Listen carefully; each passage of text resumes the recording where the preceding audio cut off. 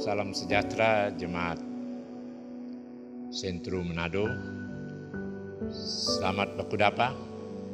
Kali ini kita mengikuti kembali program Jemaat Sentrum melalui YouTube. Dan ini adalah kali yang ketiga.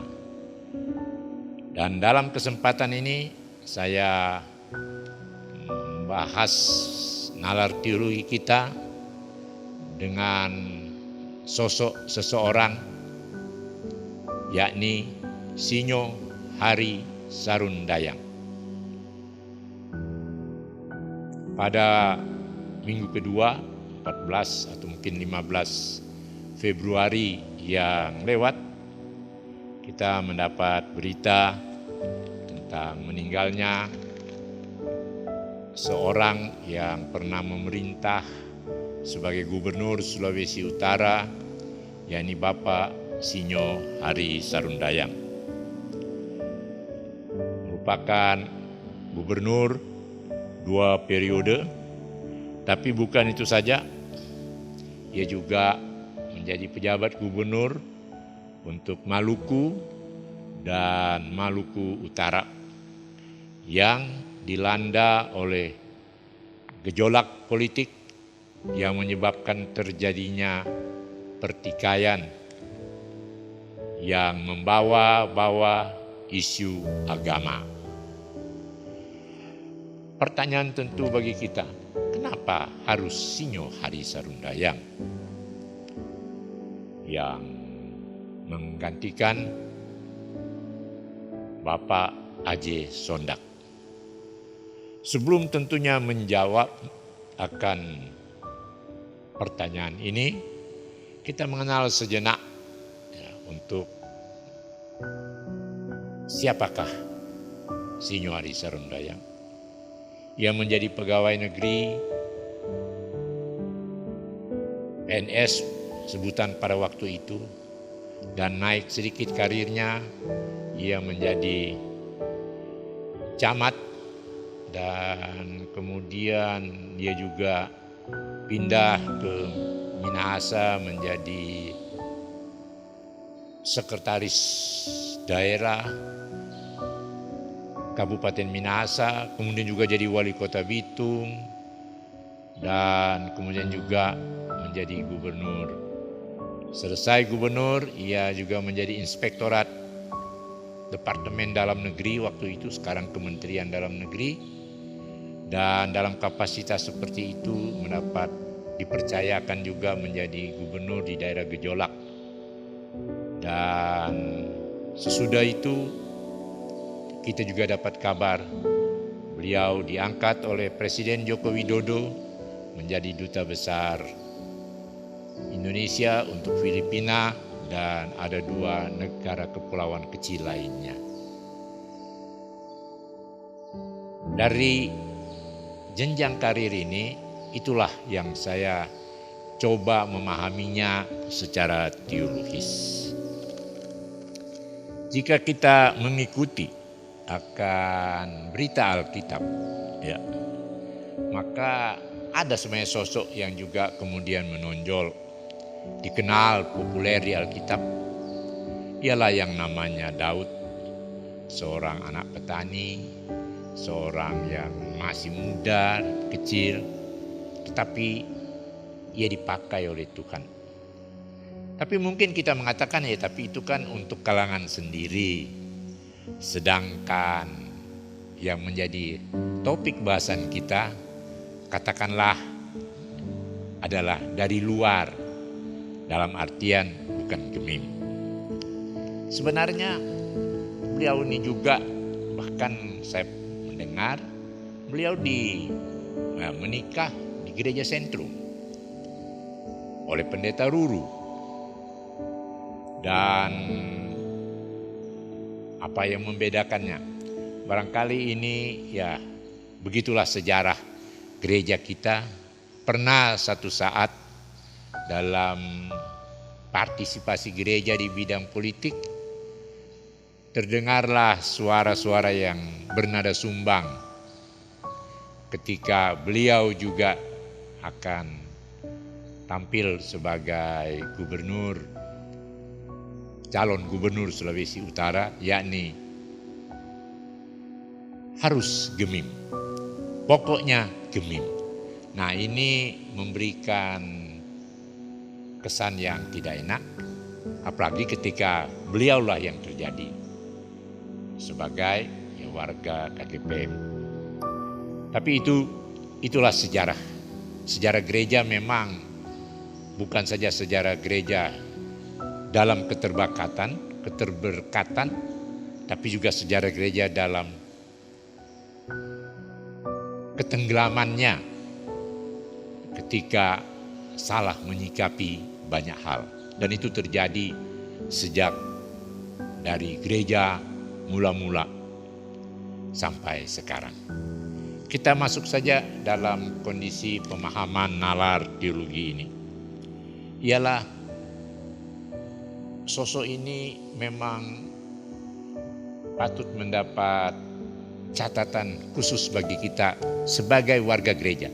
Dalam hal ini saya tidak melihat warga gereja dalam artian sempit, yakni Gemim, tapi warga gereja sebagai anggota tubuh Kristus.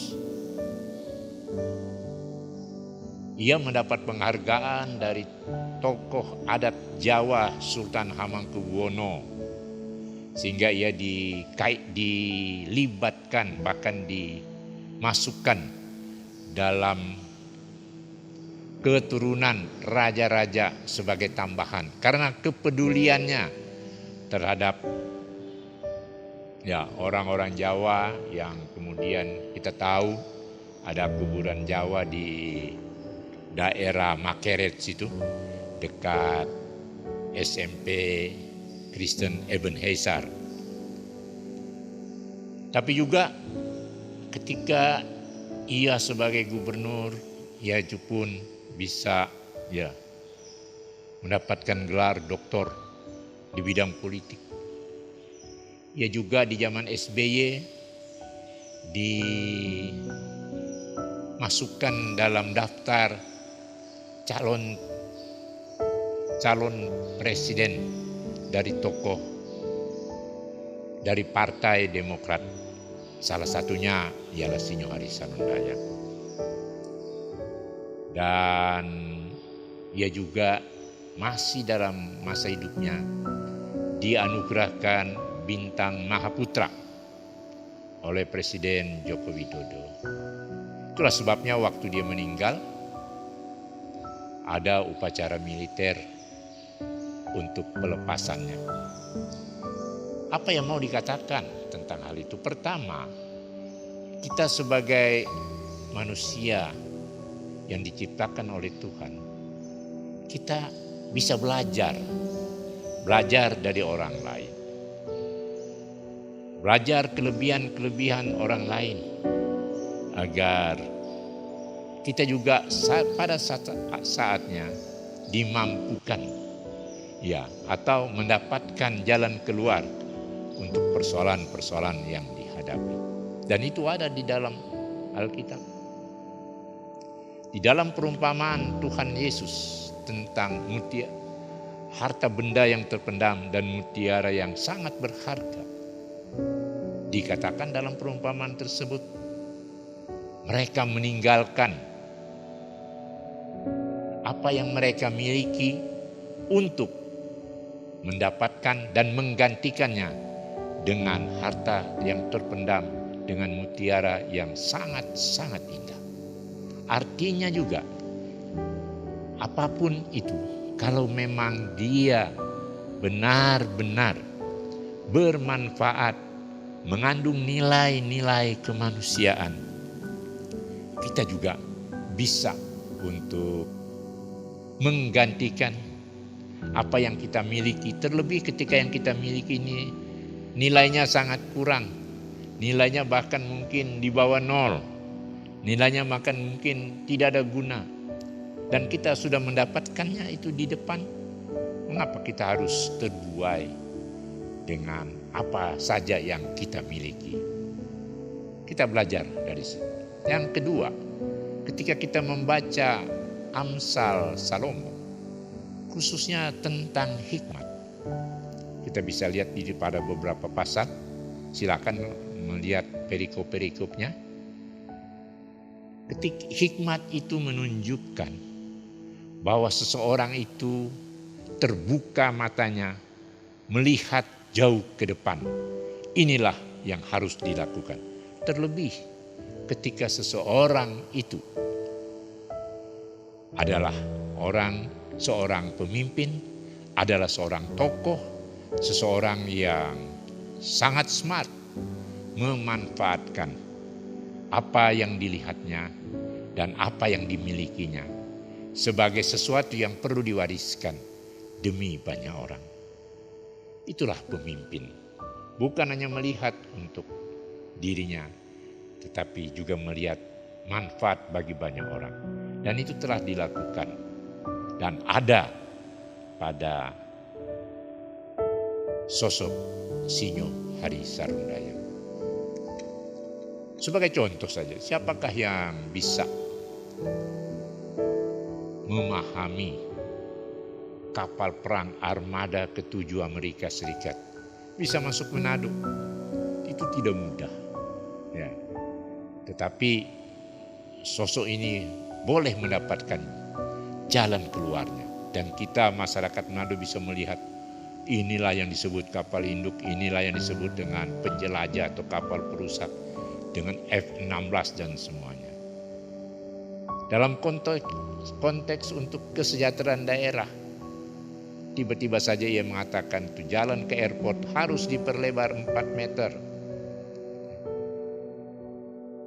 Kita mengetahui situ banyak rumah penduduk. Tetapi itulah juga yang terjadi dan sekarang kita bisa menikmati enaknya, nyamannya perjalanan dari Manado menuju airport Samratulangi. Oleh sebab itu, ketika kita bernalar pada kesempatan ini, maka catatan yang perlu yaitu bahwa semua yang baik, seperti kata Rasul Paulus dalam surat Tesalonika, semua yang indah, semua yang mendatangkan sukacita dan semuanya itu, kalau itu berguna, manfaatkanlah itu, pertimbangkanlah itu. Dan itulah juga yang kita bisa belajar dari sosok SHS, sebutan populer untuk Sinyo Hari Sarundaya. Hal yang kedua ialah bahwa gereja harus selalu memiliki semangat kepedulian. Kepedulian ini juga bukan kepedulian untuk yang sekarang, tapi kepedulian dalam rangka ke depan, dalam rangka melihat apa rencana Tuhan yang bisa kita baktikan bagi kehidupan berbangsa dan bernegara, terlebih juga bagi kepentingan kesejahteraan warga gereja pada umumnya. Inilah yang mendorong saya untuk mengangkat figur Sinyo Hari Sarundaya. Dan berikutnya, ketika tadi kita ikuti tentang suatu semacam jenjang karir dari sosok SHS, ialah bahwa perjuangan hidup itu harus selalu memiliki motivasi. Perjalanan hidup itu harus juga berani bertanggung jawab. Perjalanan kehidupan itu juga berani menembus ke depan. Dan inilah yang perlu dan yang bisa kita tarik dari nalar kita kali ini.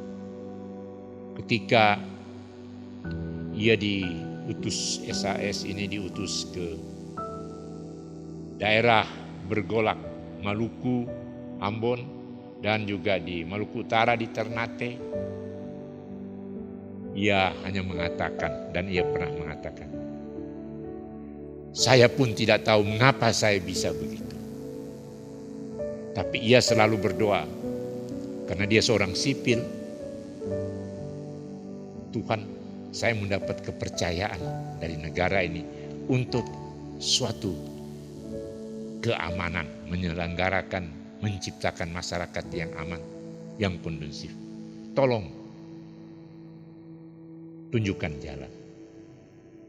Dan inilah ya, suatu yang benar-benar perlu untuk kita menghormati semua yang baik seperti dikatakan dalam surat Rasul Paulus. Dan yang terakhir,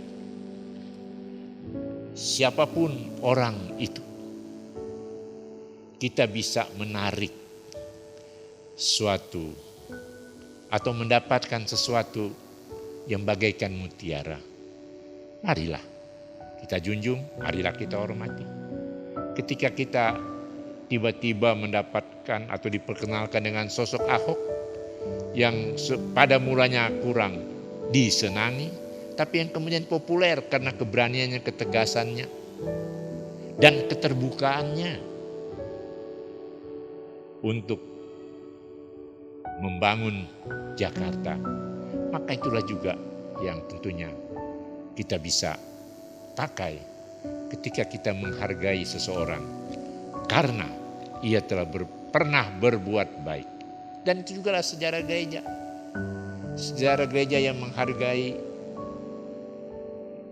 Agustinus, yang menghargai Martin Luther, yang menghargai Calvin, yang menghargai tokoh-tokoh gereja seperti A.C. Terwenas, Domini Rumambi yang berjuang di Indonesia ini, dan tokoh lainnya. Dan kiranya juga nalar ini dengan mengambil sosok SAS, kita dapat merasakan dan menikmati. Marilah belajar untuk suatu kebaikan, karena kebaikan itu sangat diperlukan untuk membangun suatu kemanusiaan. Marilah kita belajar untuk suatu kejujuran, karena kejujuran itu akan menyejukkan kehidupan antar manusia. Marilah juga kita belajar arti dari suatu pemberian diri, karena pemberian diri itu juga telah ditunjukkan oleh Yesus ketika ia pun harus dikorbankan bagi keselamatan orang lain. Terima kasih. Semoga bermanfaat untuk kita sekalian.